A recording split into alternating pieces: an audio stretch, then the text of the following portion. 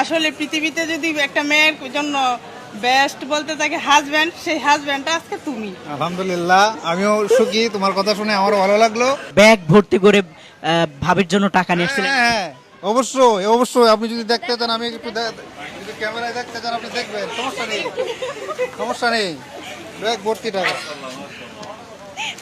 সব মার্কেট করবো, ব্যাগ ভর্তি টাকা, এই যে সব সব ব্যাগ, পুরো মার্কেট পুরো মার্কেট তো আর কিনতে পারবো না, যা যা পছন্দ হয় সব নিয়ে যাবো। Ability হয় নাই।